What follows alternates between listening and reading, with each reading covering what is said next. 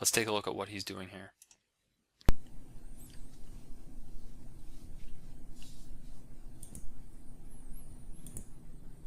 Okay, so I get raised on the flop.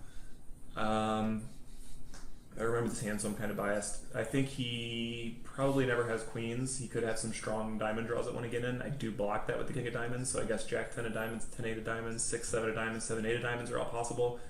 Um, a set of nines and set of fives are obviously really likely as well.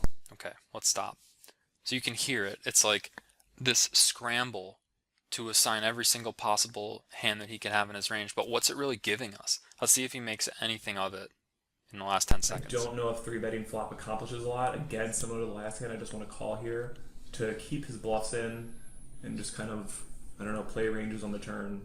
So it seems like the reason that he was going through that ranging process in his head was to decide whether or not he should 3-bet or flat the flop. I'm assuming that he's never folding because we're just so far up in our range that we can't assign enough of a confidence that the villain's doing anything so nitty that we would fold.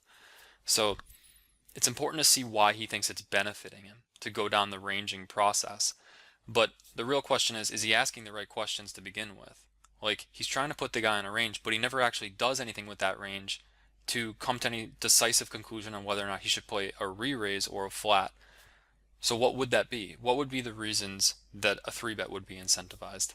The biggest one would be if this guy's playing a merge raising range, something like king, queen, ace, queen, queen, jack.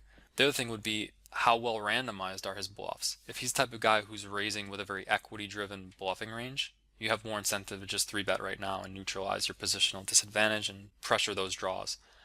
The last data point to consider would be, well, what if he's just raising really wide? Like, what if he's got like ace-3 club in his range here? You don't really want to push that hand off by 3-betting because it's a hand that could potentially unload and make a really big mistake versus your exact hand on the turn if you call.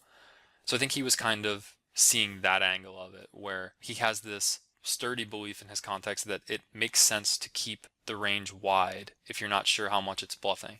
That's a decent theory foundation to operate from, so there's nothing really wrong with that. I would just like to see it balanced with the additional data points that could potentially overturn it.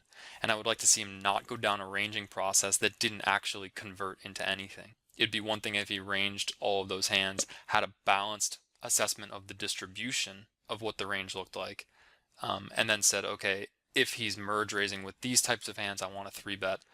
But that wasn't what happened. And in the contracted focus, where he's just announcing hands, you never get a balanced viewpoint of what the distribution or composition of that range looks like from like a more inclusive perspective. Like, it would be nice to know that after the ranging process, the opponent has 30% top pair, 15% flush draw, etc., etc. That's not something we're ever going to get by looking and announcing. It's something we're going to get from doing PO Solver grid study. It's something that we're going to get from examining the database trends of what the environment raises in this spot. That's probably the most efficient work that you could do. And on a site like Bovada, you can get clairvoyance over their raising composition in these lines.